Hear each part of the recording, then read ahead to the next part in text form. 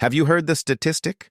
Within a year, the vast majority of lottery winners report being no happier than they were before they won. Some are even less happy. An event that our culture holds up as the pinnacle of fortune, a sudden flood of wealth and freedom, ultimately changes nothing in their internal world. Now, ask yourself a serious question. If a multi-million-dollar windfall can't deliver lasting happiness, why do you believe that promotion, that new car, or that perfect relationship will? This is the great deception of modern life. We've been sold a bill of goods. We've been told to pursue happiness as the ultimate goal. We organize our lives, our careers, and our ambitions around catching this fleeting, ghost-like feeling. But I am here to tell you that this relentless pursuit of happiness is not only failing you, it is actively making you weaker. It's building a mind of glass, fragile and ready to shatter at the first sign of pressure. It's eroding your resilience, your fortitude, and your ability to stand firm when the storms of life inevitably arrive. For the next few minutes, we are going to dismantle this fragile architecture. This isn't about feel-good platitudes or quick fixes. This is about forging an iron mind. It's about building an inner citadel, a fortress within yourself that cannot be breached by external chaos, by market crashes, by betrayals, or by the simple grinding friction of existence.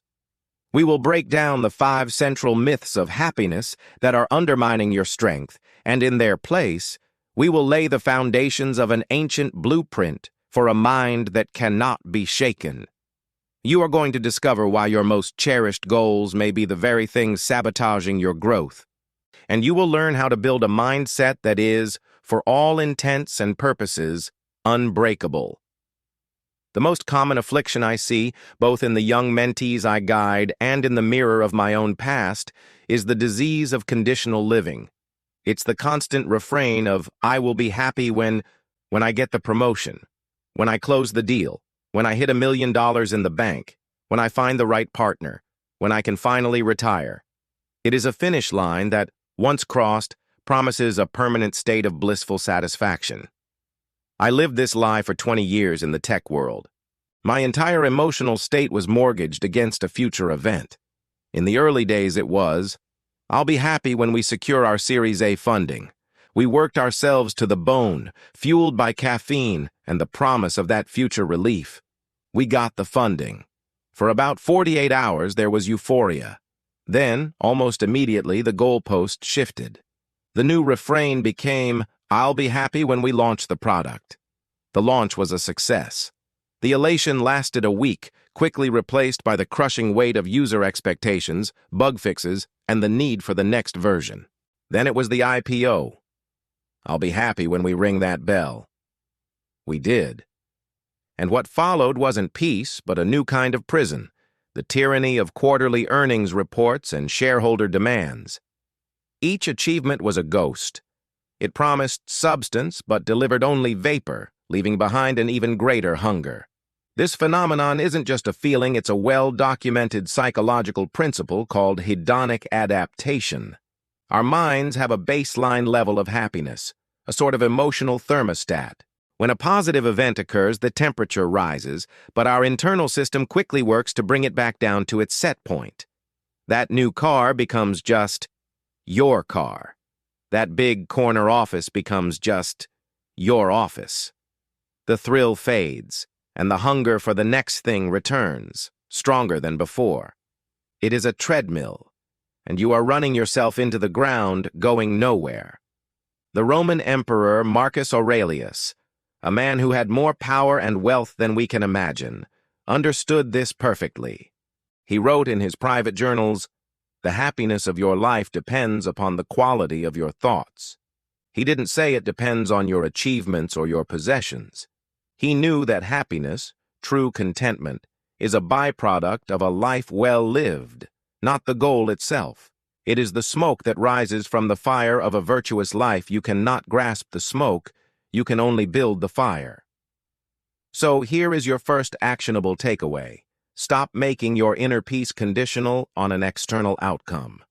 Anchor your goals in your values, not in your feelings. Instead of saying, I want to close this deal to be happy, reframe it. I will approach this deal with integrity, discipline, and excellence because that is who I am. The outcome is not in your control. Your character is. Let me ask you 2 questions to reflect on tonight. First, what is the current when in your life that you've tied your happiness to? Be honest with yourself. Second, what would it look like if you focused not on achieving that outcome, but on embodying the virtues, courage, discipline, wisdom required to pursue it well? The goal is not to arrive at a destination called happiness. The goal is to build a vessel so strong that it can navigate any sea, calm or stormy. Our culture has developed a dangerous allergy to so-called negative emotions.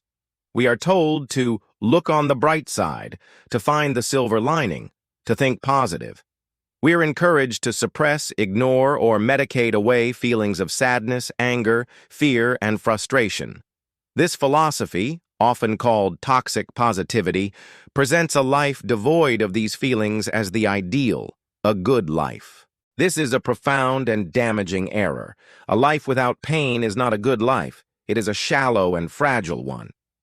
I once mentored a young woman, a brilliant founder whose startup failed spectacularly. It was a brutal public collapse. Her investors lost money, employees lost their jobs, and she lost the identity she had built for years. In our sessions, she was a stone wall of positivity. It's a learning experience, she'd say with a forced smile. On to the next thing. No regrets. She was praised by her peers for her resilience. But it was a lie. She wasn't processing her grief, her shame, or her anger. She was burying it. Months later, she tried to launch a new venture, but she was paralyzed. She couldn't make decisions. She trusted no one. The unprocessed failure had metastasized into a crippling fear she refused to acknowledge. The poison she had tried to bury was now seeping into the foundations of her every action. Her strength returned only when she finally gave herself permission to feel the full weight of the failure. We worked through it. We named the anger. We sat with the humiliation. We accepted the sadness. It was in walking through that fire, not around it, that she forged real resilience. Those painful emotions were signals, teachers. The anger showed her where her boundaries had been violated.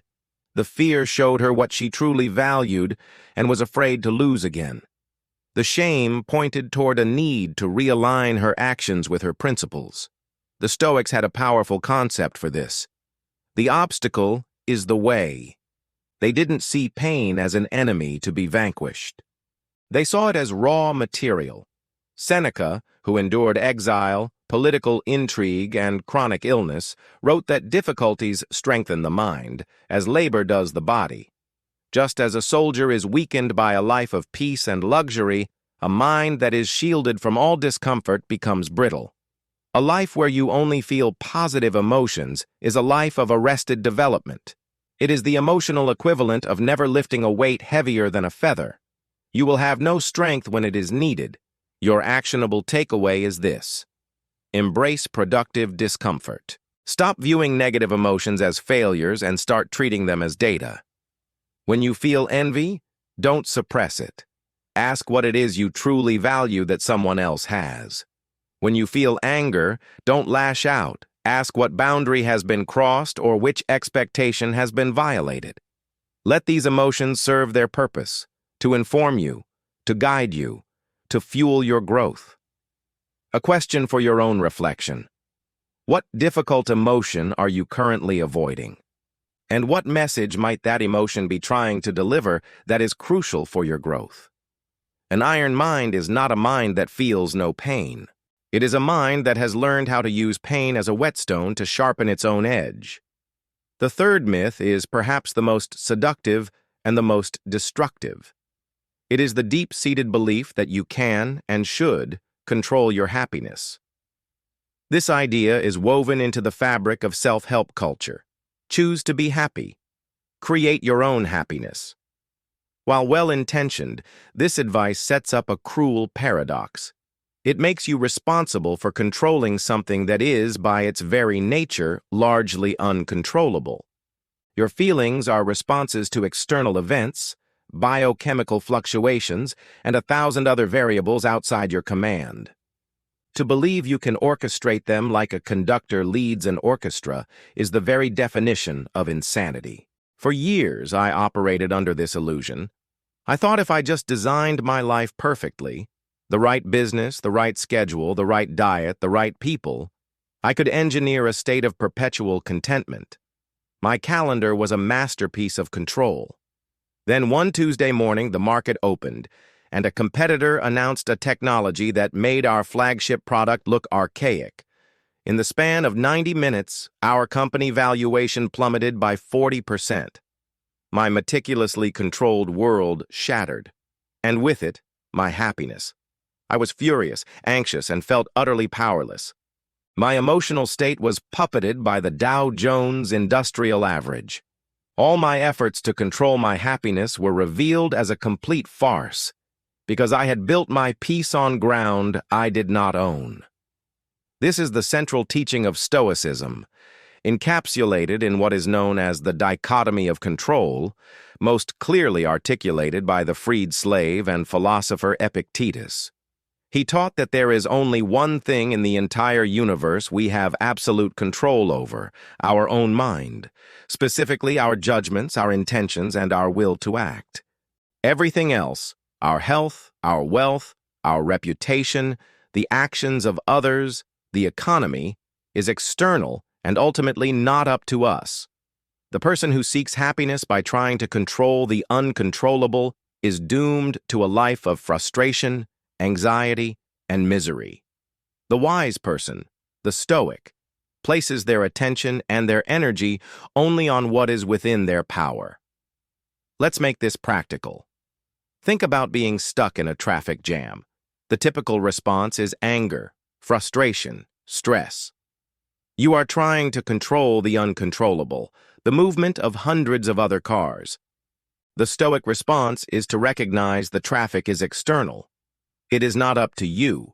What is up to you? Your response.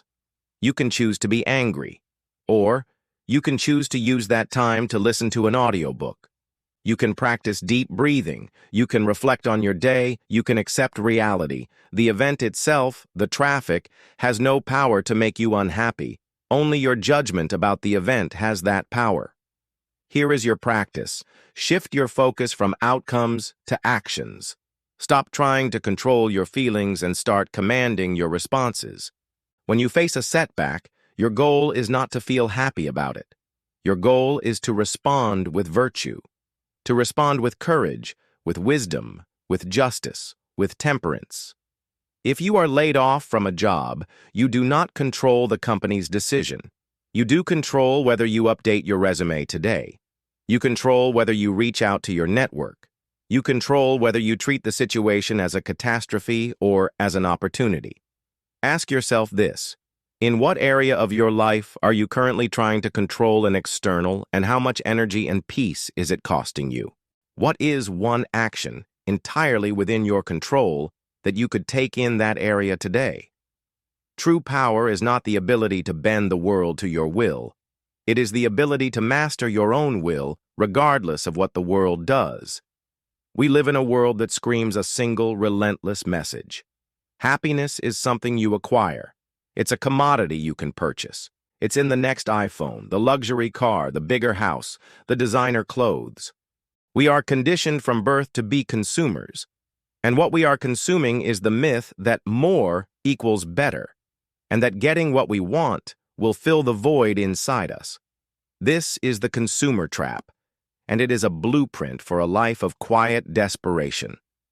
I remember when my first company started to see real success. Money was no longer an object of survival, but a tool for acquisition. I bought the car I'd dreamed of since I was a teenager, a sleek black German sports sedan. I remember the surge of pride and excitement driving it off the lot. I felt I had arrived. That feeling lasted about a week. Soon, it was just a car. It got stuck in the same traffic. It needed the same expensive maintenance. The thrill was gone. replaced by a low-grade anxiety about it getting scratched. A few years later, I bought a watch, a masterpiece of Swiss engineering that cost more than my first apartment. I wore it to a board meeting, feeling the weight of it on my wrist as a symbol of my success. By the end of the meeting, I had forgotten it was there. The acquisition provided a fleeting high, followed by a return to baseline and a subtle, gnawing question. Is this it? The data confirms this experience. Research by psychologists like Dr. Thomas Gilovich at Cornell has shown that the happiness we derive from purchasing material goods is short-lived. We adapt to them quickly. Experiences, on the other hand, travel, learning a new skill, meaningful time with loved ones, provide a much more lasting sense of fulfillment. But even that misses the deeper Stoic point. The Stoics taught that a happy life, or more accurately, a eudaimonic life, a life of flourishing, is found not in addition, but in subtraction. It is found in wanting less. Epictetus was blunt. Wealth consists not in having great possessions, but in having few wants. The modern world tells you to expand your desires. Stoicism tells you to shrink them. The person who is satisfied with simple food, simple shelter, and good company possesses a fortress of tranquility that the billionaire, anxious about their portfolio, can only dream of. The antidote to the consumer trap is not just to buy experiences instead of things. It is to cultivate a deep and abiding practice of gratitude, not the flimsy Hallmark card version, but a rigorous daily training of your mind to appreciate what you already have, rather than pining for what you lack. When you wake up, instead of reaching for your phone to see what you're missing, take 60 seconds to be grateful for the fact that you woke up at all, for the roof over your head, for the clean water you are about to drink. This isn't a platitude, it is a fundamental reprogramming of your mental operating system away from scarcity and toward abundance.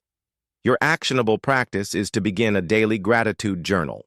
Every night before you sleep, write down 3 specific things you are grateful for from that day.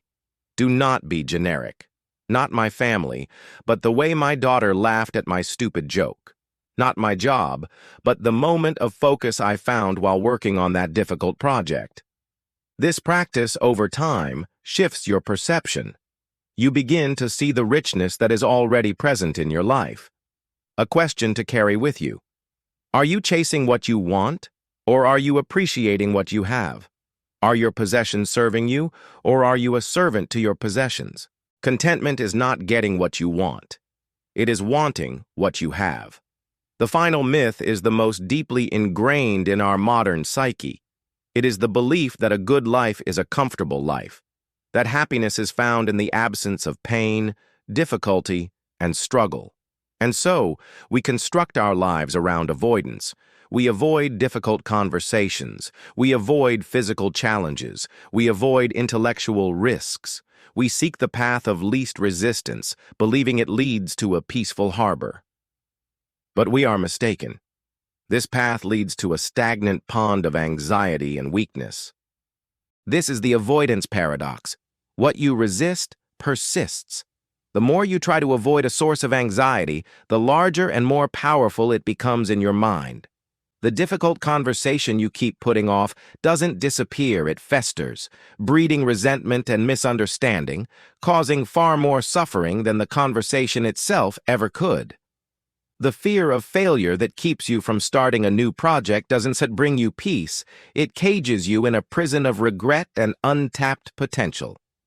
Avoidance is a short-term sedative that creates a long-term disease. Early in my career, I had a co-founder. We were friends. But over time, our vision for the company diverged. The tension was palpable. Every meeting was filled with unspoken conflict. I knew we needed to have a brutally honest, soul-bearing conversation that would likely end our partnership. I dreaded it. I avoided it for 6 months. In those 6 months, the company culture turned toxic. Our best employees could feel the division at the top and started to leave. My anxiety was constant. I couldn't sleep. The suffering created by my avoidance of that one painful conversation was 1,000 times greater than the pain of the conversation itself. When I finally sat down with him, it was difficult. It was emotional, but it was also liberating. We parted ways. The clarity allowed the business and both of us to finally move forward. The pain was inevitable, but the 6 months of suffering had been my choice. The Stoics understood that while pain is an inevitable part of the human experience, suffering is optional. Suffering is the story we tell ourselves about our pain. It is the resistance, the avoidance, the why me, that turns a difficult moment into a prolonged agony. Their prescription was not to avoid pain, but to lean into it, to practice voluntary hardship. Seneca would periodically live as if he were poor, eating simple food, wearing old clothes, sleeping on the floor, not to punish himself, but to train himself.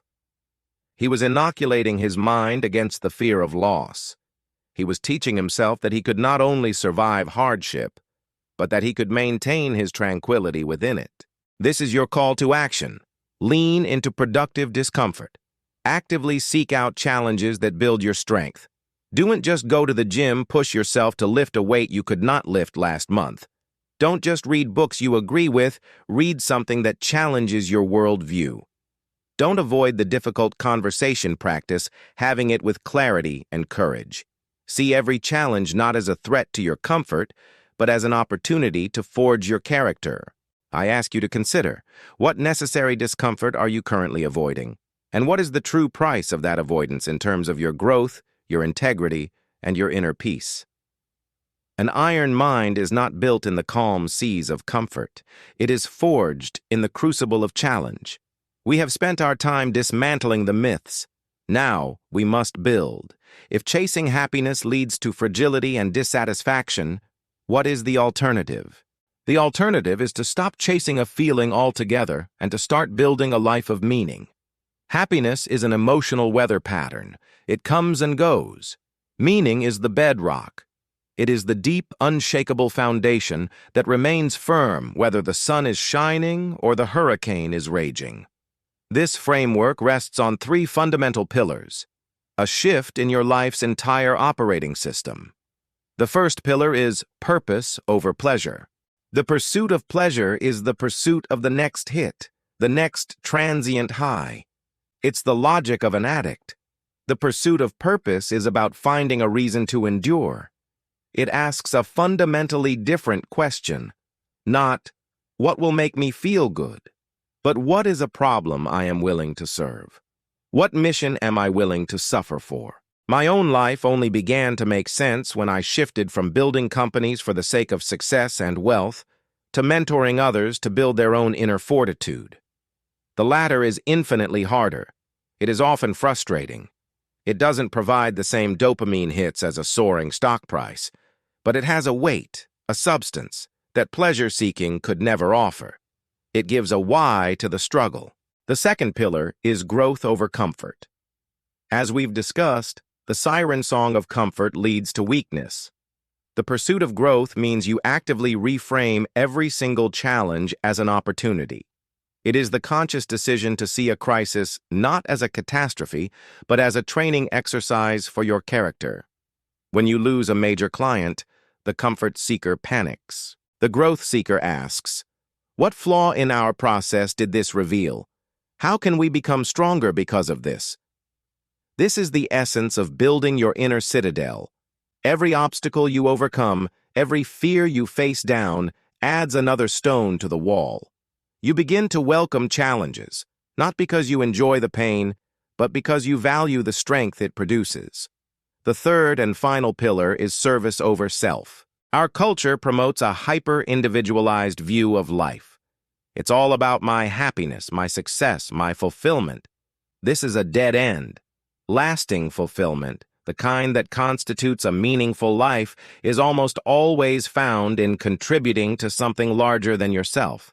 It can be your family, your community, your craft, a cause you believe in. When your primary focus is on your own emotional state, you become fragile, easily disturbed. When your focus is on serving others, on contributing value to the whole, your personal anxieties and insecurities shrink in importance. You are anchored by a mission that transcends your own ego. This entire framework is the practical application of the Stoic concept of virtue. The Stoics believed the sole good in life was to live with arete, with excellence of character, wisdom, courage, justice, temperance. They argued that if you focus every day on simply being a good person, on acting with virtue, then a sense of profound well-being, eudaimonia, might follow as a side effect. But you never aim for the side effect. You aim for the cause. You aim for character. Stop chasing the feeling. Start building a life of meaning. We have covered the theory. Now comes the practice. An idea is useless until it is applied. Your task, starting today, is to become an architect of your own mind. And the first step is to audit the very foundation of your ambitions, your goals.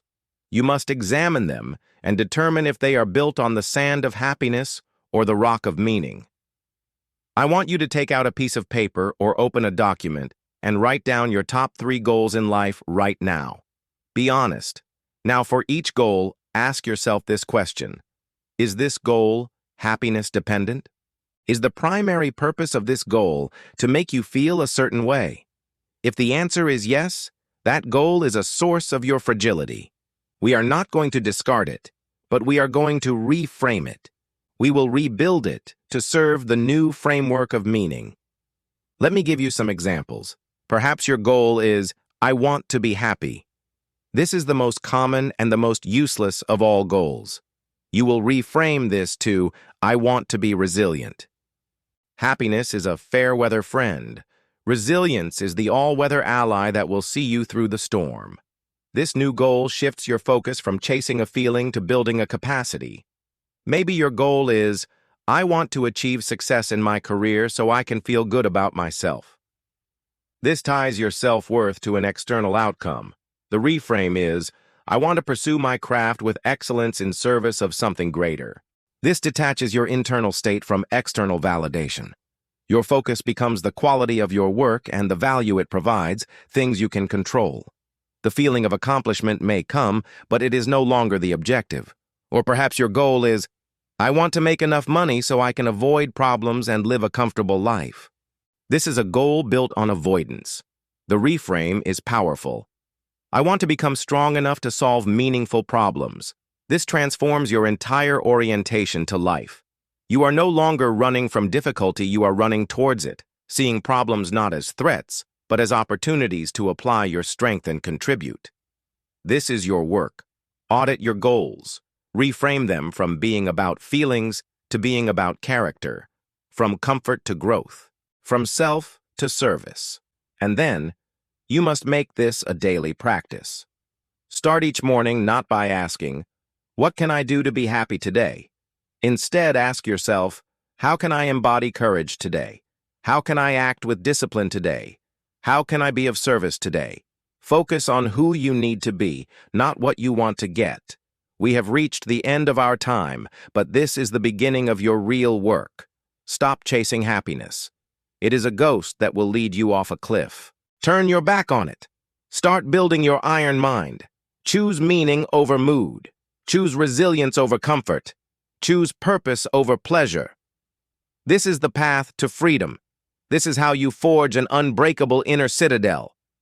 If this conversation was of value to you, subscribe for more no-nonsense wisdom on building a life of strength and meaning. And now, I want you to do one more thing. In the comments below, share the biggest happiness myth that you are now ready to let go of.